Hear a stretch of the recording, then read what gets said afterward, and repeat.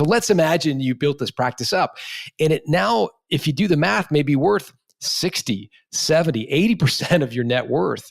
Well, none of us would ever deal with or permit our investment broker to put 80% of our assets into one stock, right? But essentially, that's what you've done. When you build a business that's successful, it becomes a huge part of your net worth.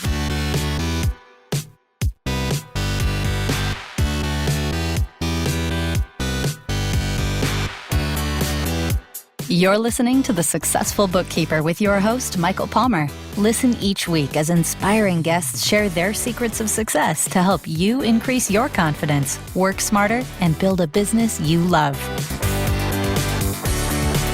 This episode of The Successful Bookkeeper is brought to you by PureBookkeeping.com, the proven system to grow your bookkeeping business.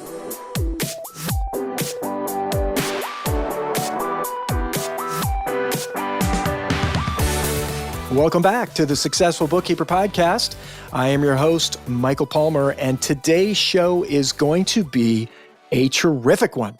Our guest is the founder of the Value Builder System and a best-selling author of a few books, including Built to Sell. Plus, he has a new book coming out, The Art of Selling Your Business, Winning Strategies and Secret Hacks for Exiting on Top. John Warrillow, welcome back to the podcast. Hey, thanks, Michael. Good to be back.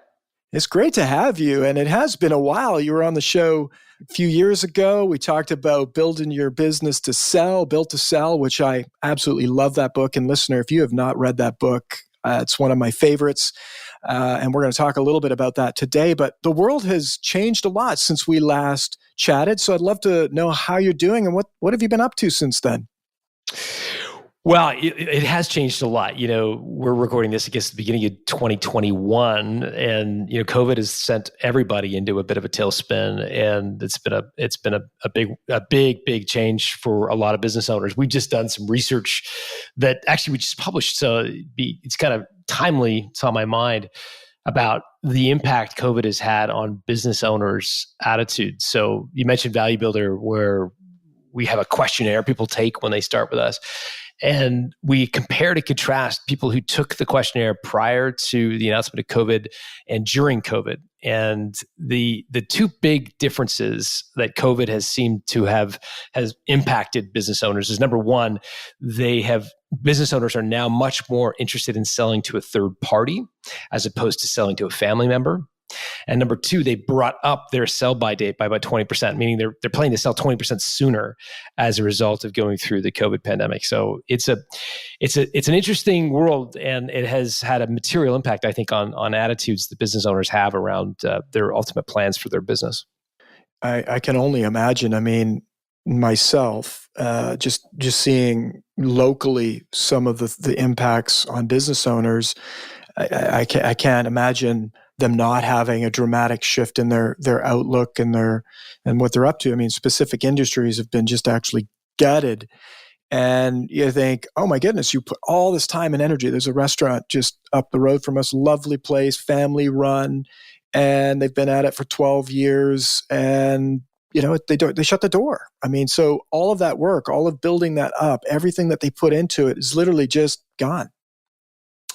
Yeah, it's very sad. And so that's really, I think, a bit of a warning sort of sign for a lot of business owners that you never know when the next pandemic is going to happen, the next black swan is going to affect your company. And so, once you reach this thing called the freedom point, which we talk a lot about, the freedom point is where the sale of your company would basically create enough wealth that you would be able to live happily for the rest of your life. Once you reach that point, you know, it's worth asking yourself, do I want to continue to gamble that freedom for the next tranche of growth?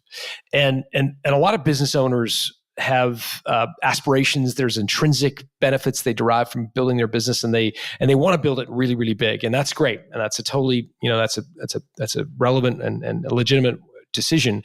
However, they do risk that freedom, like the poker player at the table who puts all the chips in every hand. Every day they continue to own their business, and every day you continue to own your bookkeeping practice, beyond which you could sell it and basically have enough money to do whatever you want for the rest of your life, you are risking effectively that freedom in return for some future goal that you might have. Very interesting. And so the freedom, is there a sweet spot around getting to that freedom point? Because I can totally get that. You've got this business, you want to, maybe you want your freedom to be extra good when you have it. So you want to build this, bigger business to give you more freedom, but yet it could be kind of like that mirage where you think, oh, bigger is going to give me more freedom, whereas it actually could completely evaporate that freedom. In many cases, it does exactly the opposite. Yeah, I think, look, if you're a bookkeeping practice and you're thinking, okay, I can sell to an accounting firm, I'm starting to think about that now. What sort of point is the freedom point going to happen at? So the way to calculate it is start by estimating how much income you would need annually to live the life of your dreams, to live a life of pure, unadulterated freedom, right? So whatever that is for you, and then multiply that by 33. And that's a relatively conservative approach that basically equates to a 3% withdrawal rate on your portfolio. You could be a bit more aggressive and use a 4%. You've heard of the 4% rule, no doubt. The 4% rule would be a little bit more aggressive. But to be conservative, I think you could use the 3% rule, which basically you can back into by taking the income you want to live the life of your dreams, multiplying it by 33. And that's your net. That's your nut. That's the number you need to basically create in order to create a risk-free, essentially, income stream from that nest egg. And when, again, your business exceeds that value, when you could, after paying taxes and so forth, you could take out of your business that amount of money, that's when it's worth just asking yourself the question, is now the right time? Okay. Well, I think that's a lot of people are going to be getting their calculator out here. And, well, as a bookkeeper, I mean, what else? You got to start with numbers, right? Oh, absolutely. I think the bookkeepers, this will be great. But I would imagine on the other side of it, we're talking about the numbers and planning and making commitments and making decisions and a finite. It's like often what I found over my life and for myself and for other people that I've worked with is often afraid to draw a line in the sand and, well, what is it? Is that enough? Should it be bigger? Well, I don't really know. It's ambiguous, right? So that pulls people away from actually doing the planning and actually saying, well, this is where I do want to be, and being clear about it, because it can be not clear, right? So now this is an opportunity to do that. Yeah, not only can it be not clear, it's also something that sort of slips away from us oftentimes. So when you start your company, your business is basically 0% of your net worth, right? So when you start your bookkeeping practice, maybe you owned your home or part of your home. Maybe you had some investment savings, a 401k, whatever it happens to be, and you start a bookkeeping practice. Well, at the beginning, it's worthless, right? It's just you, and you haven't got any clients yet, etc. But over time, if you've built a successful practice using all the things you talk about, Michael, systems and recurring revenue and so forth, you've actually got a valuable asset. And it may have crept up to being a fairly significant portion of your net worth. So let's imagine you built this practice up, and it now, if you do the math, may be worth 60, 70, 80% of your net worth. Well, none of us would ever deal with or permit our investment broker to put 80% of our assets into one stock, right? But essentially, that's what you've done. When you build a business that's successful, it becomes a huge part of your net worth. And so, look, I think it's worth just asking yourself the question: Am I too concentrated in my position here? Would creating some diversity, and it doesn't have to be selling your entire bookkeeping practice. In some cases, it may be that an accounting firm will do a deal that says, look, we'll buy 60% of your bookkeeping practice and we'll let you keep 40. Or, a lot of service-based businesses are bought and sold using an earnout, where an accounting firm will pay you some, cash up front, but then they'll pay you over time as you transition your clients over to them. Both of those are usually multi-year arrangements, right? So you may be 5 years away from wanting to sell. Well, building out a 5-year earnout plan may be a way to, over time, transition and, again, start diversifying your wealth against some of the things we talked about.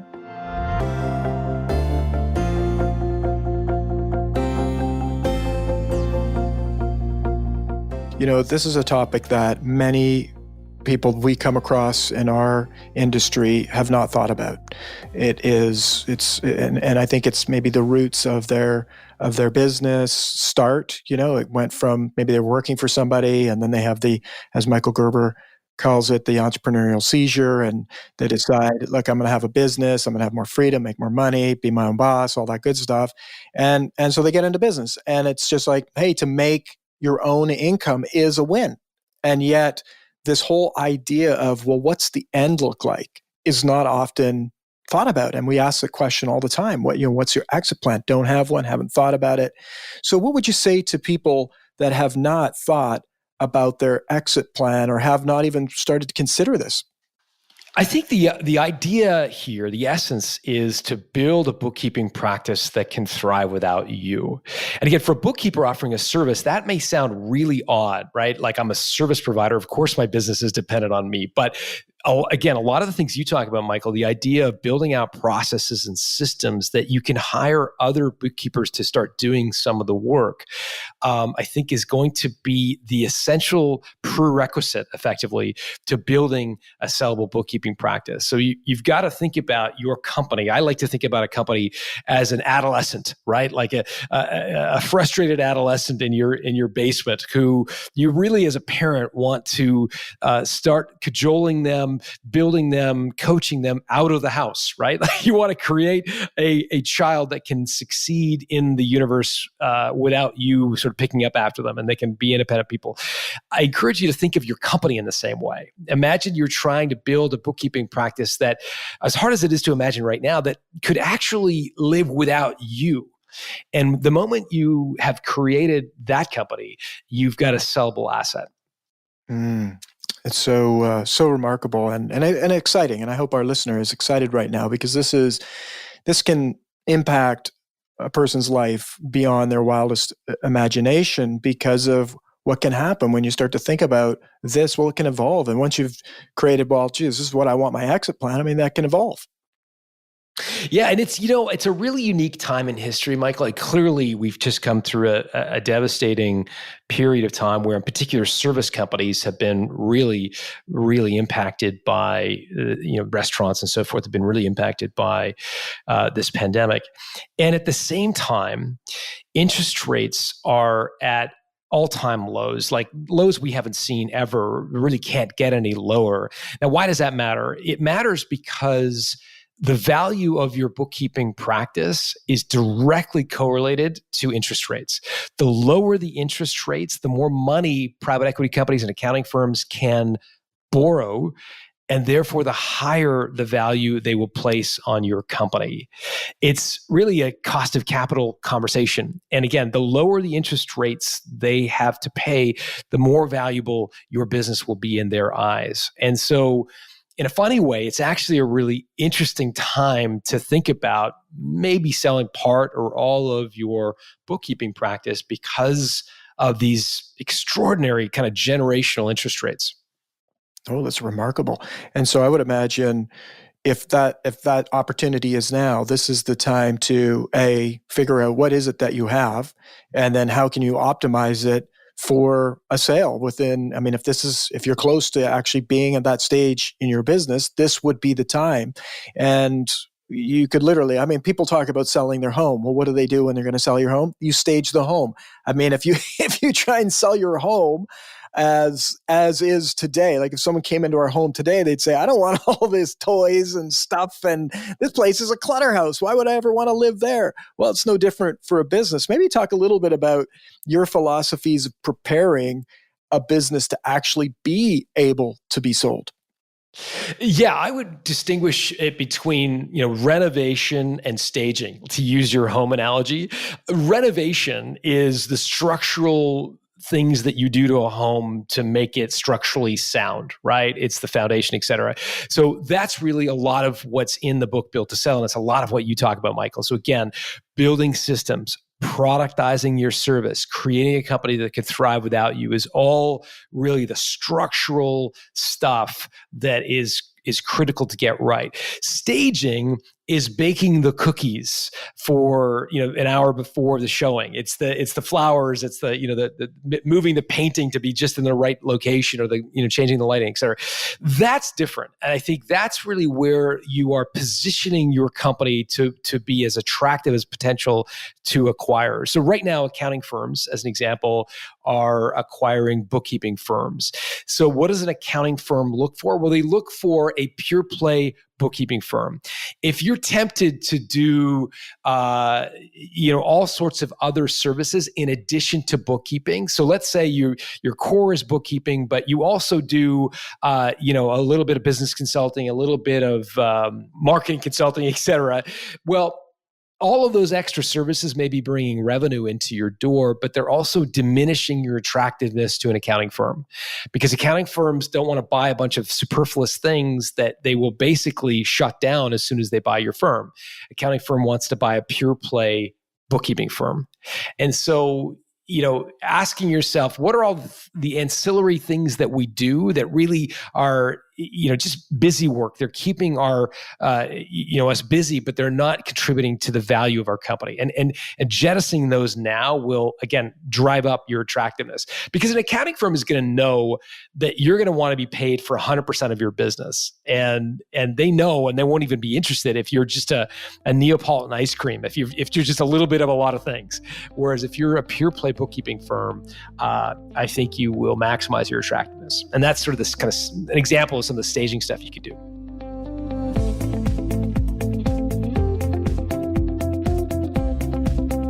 Very cool. I love the analogy of renovation. I mean, that even takes it to a deeper level, and really the more valuable level is, look, you have a kitchen, you clean up the kitchen, you put some nice things in, you bake some cookies, or do you build the kitchen that people walk in and go, oh my God, this is an amazing kitchen, right? That's a renovation, that's an improvement.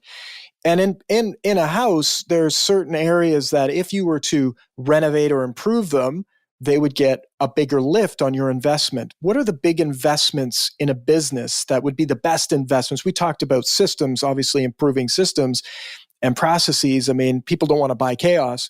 They want to buy, as you say, a pure play, which I love how you're using pure a lot today, because pure bookkeeping, it's what we are. It's like pure bookkeeping. But in your opinion, in businesses that you've seen, what is that highest lift area to really focus on? You mentioned productizing, systems and process. Any others?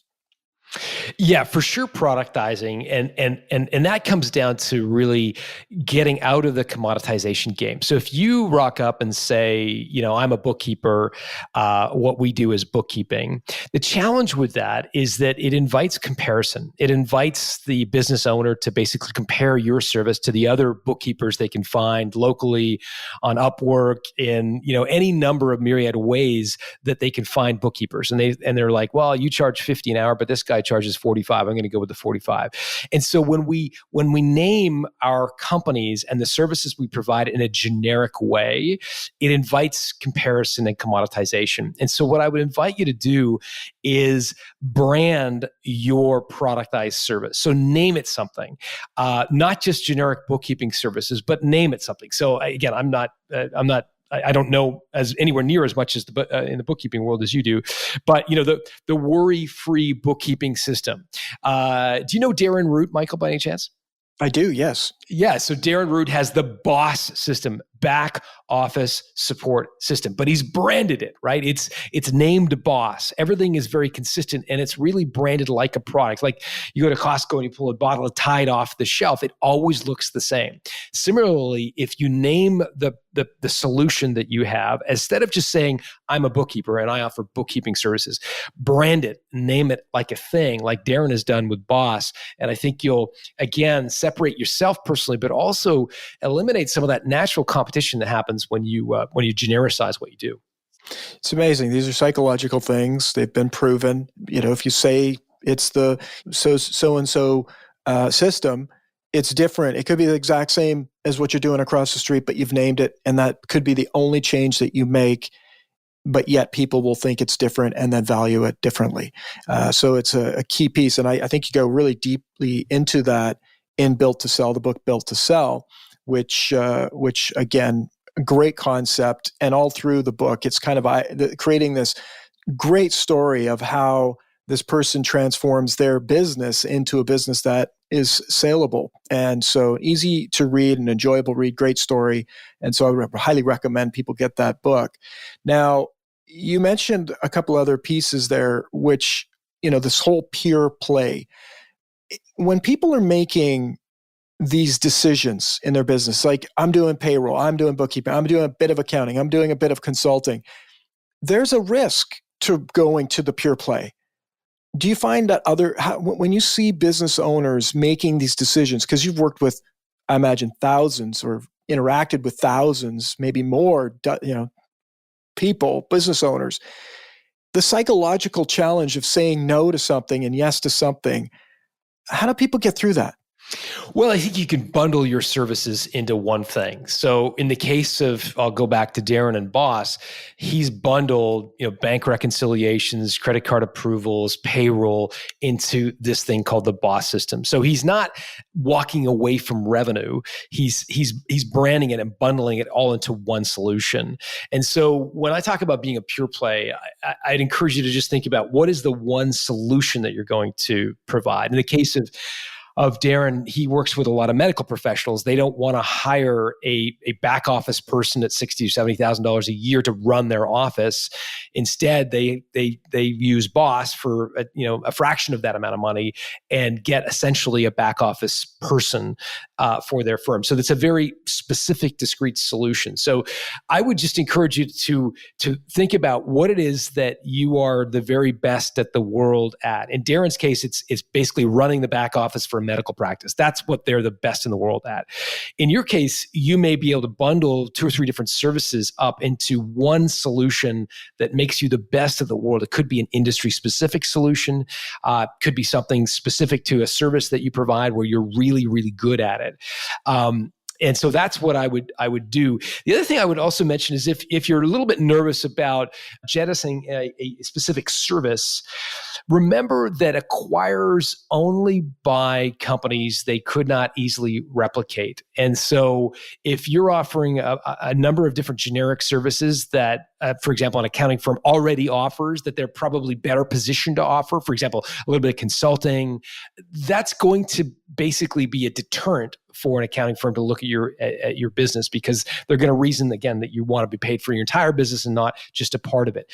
And so I think really thinking about that. And then the final thing I'll say about becoming a specialist at one thing, it makes you infinitely more referable, right? Like I've just talked about Darren Root 3 times in this conversation because I remember that story that he does back office support for medical professionals. Now, why do I remember that story? Well, it's in part because he's chosen to niche down to a very specific individual, and he's become the world's best at dealing with the medical back office systems. That's what referability has done for Darren. And it's only possible when you get really good at one thing. And again, I'd ask you to think about who you've referred in the past, the types of professionals that you referred. My guess is they're not generalists, they're probably specialists. And so for folks who are a little bit nervous about maybe turning off some of their services, remember that for every service you turn off, you are going to become more renowned, you're going to create more word of mouth for the one service that you really are a specialist at providing. I love that. And it's so true. I see it all the time in myself as I'm going about, friends, family, colleagues, other business owners. And when people have embedded a story like that in my mind, I remember a printer embedded a story around what she was really good at is bringing creative solutions to printing, right? And so people think of printing, I'm going to print a bunch of papers. Well, like printing a box and having a package and making it all special. And that was like 15 years ago she told that story. And it's still in my brain. So when people are challenged with they're trying to do something specific and wonderful in that space, it's like, who do I refer? It's so easy. She's the only one that occupies that space in my mind because she told a great story around a very specific solution that she offers. Now, she does a bunch of things, but that's what she chose to sort of put out into the world. and I'm sure Darren does a bunch of things too, but he puts this one story again and again out in the world, and it's living as these great seeds in these people's minds. And I just think that's fantastic. So it might even be perhaps not scheduling one of your services, but focus on telling the story of the one that you're really great at, get that out into the marketplace. Yeah, and to go back to your printing example, so she's codified this idea of the bringing creativity to the process of printing, something that's usually a very generic, commoditized business, pay by the 1,000 sheets or whatever. Instead, she's saying, no, we are the world's experts at applying creativity to what is usually a very commoditized service. So then what I would coach her to do is productize that creativity. So give it a name, brand it. So the 5-step creative printing process, for example, that's terribly uncreative, but I'm not very creative this morning. But you know what I mean? So you're branding it so that it becomes a thing, a memorable thing that folks can refer to. And only get from her. Exactly.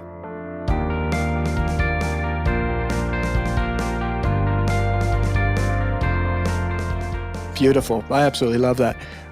This has been a fantastic conversation so far. We've spoken a lot about Built to Sell, your original book, the one that I read and absolutely loved. And you've got a new one coming out. Let's talk a little bit about that. How did it come about? What's this new book all about? The Art of Selling Your Business, Winning Strategies and Secret Hacks for Exiting on Top. I'd love the title. Oh, great. Oh, that's very kind of you to say. It came out of the podcast I do. So I do a little podcast called Built to Sell Radio, where I interview a different entrepreneur every week and ask them about their exit, the sale of their company, the final stage of their business, how they sold it. And I guess I've done like 300 episodes now, something like that. And I've noticed that there's a small group of owners who sell who kind of go well above the industry average multiples. They seem to be able to punch above their weight and get much better value for their company. And so I just became personally very fascinated by these individuals and what they do and the plays they make, et cetera. And so what I tried to do with this book is to codify those strategies that the very best sellers use into a bit of a cheat sheet for other small business owners who want to sell their business and get a fair price for their life's work. And so that's really the impetus for and the inspiration for the book. I love it. Great idea. And I think this comes from one of your books is, if you're going to build a business, why not build one that people would want to buy? So it's like, what a journey. Yeah. So, these books, whilst many people think about the important thing being doing the work, building a business, doing all of that stuff. But if you're building a business, any business, if you start with what these concepts are, you're liable to end up with not only a business that someone might want to buy, but you actually love because you've built something that gives you freedom and gives you the promises. Is that not true for most of what the people that you're working with, John? You're absolutely right. I mean, again, it gives you options. It's like the ultimate kind of poker hand. If you create a company that can thrive without you, that is a sellable, transferable asset, you've got the world by the tail. You could sell if you want, and there's lots of accounting firms right now buying bookkeeping firms. So that's a great solution, and you could do that. You could also, however, bring in a general manager and run your bookkeeping practice for you while you take time off, get involved in another project. And if it's a business that can genuinely thrive without you, your general manager is going to be able to run that company. And equally, you can consider selling part of your business. We haven't talked much about it, but in a lot of cases, an accounting firm is going to want to keep a bookkeeper around. They're not going to necessarily want you to ride off into the sunset. And so they're going to potentially do a structured deal where they buy 60% of your business or 70% of your business, and they ask you to keep 30. And again, that's a very common approach. It gives you some diversity in your wealth because you do get paid for the 70% of your business they buy, but it also gives you some skin in the game to continue to grow your practice. And so that's another option. But again, the prerequisite, the first step in all of this is to create a bookkeeping practice that can thrive essentially without you. I love that. So well said. And I'd love to hear before we close off this conversation, I'd love to hear from the new book. What was your favorite, or one of your, if one comes to mind, secret hacks that came out of those conversations?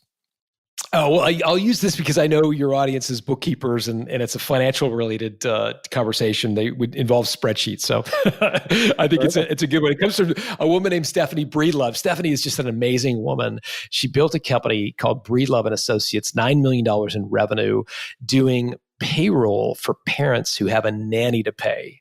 Now, you and I both know, like a $9 million business, you think, well, if we could get, 1 times revenue for the business, that's a pretty good outcome. Breedlove gets an offer from care.com. Care.com is like the Angie's List of care providers. You plug in your zip code and it'll provide you a list of babysitters in your area with a 5-star rating, et cetera. Care.com makes a $40 million offer for Breedlove's company, this little $9 million payroll company. I mean, on the surface, it's unbelievable. It's like an incredible outcome for Breedlove, who's been running this business for 25 years. But to her credit, she doesn't accept it. She says, I really appreciate the offer, but I actually think it's kind of worth more. And she does the math. She gets a spreadsheet out and she looks at Care.com's subscriber base. Care.com has 7 million subscribers. Now, Breedlove would build a $9 million business on the back of just 10,000 customers. So she does the math and says, look, if 1% of your 7 million buy my payroll service, that's 70,000 customers. Keep in mind, I'm only at 10,000 right now on 9 million in revenue. If 2% of your 7 million customers buy. And she just basically builds the spreadsheet, and Care.com's eyes pop out of their head when they see the size of the opportunity. Anyways, long story short, Breedlove ultimately agrees to be acquired for $54 million for a $9 million company. That's one of my favorite stories. And it involves what you guys do, which is, running the numbers. Unbelievable. It's remarkable and absolutely love it. Can't wait to read the book myself. And I know our listeners will absolutely love this.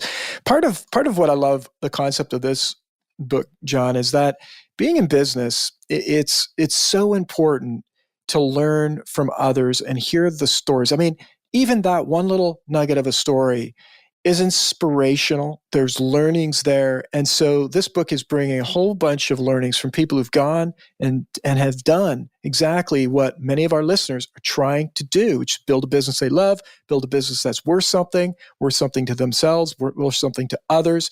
And so what a fantastic opportunity to learn from others. You've already done all the heavy lifting and distilled all of that 200 episodes down into one great book. So John, on behalf of our listeners, I want to thank you for writing the book. And number 2, your generosity of being on the show and speaking to all of us today.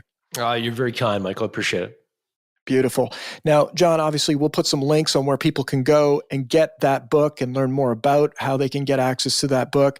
But if there's anything else that you'd like to tell our listeners to go and grab from any of your sites or learn more about you, I'd love to give you an opportunity to do that as well.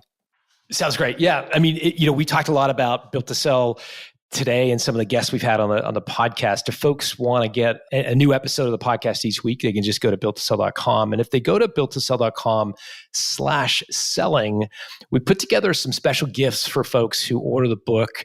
It includes, a 7-part series with some of the entrepreneurs featured in the book. There's the Built to Sell online course, which people can get free if they order the book. So anyways, that's all at builttosell.com/selling. Beautiful. Sounds amazing. And we will have the link in the show notes for people to go and grab that. So again, thank you, John, for the generous offer. Really appreciate it. Thank you, Michael. Beautiful. And with that, we wrap another episode of the Successful Bookkeeper podcast. To learn more about today's wonderful guest and to get access to all sorts of valuable free business building resources, you can go to thesuccessfulbookkeeper.com. Until next time, goodbye.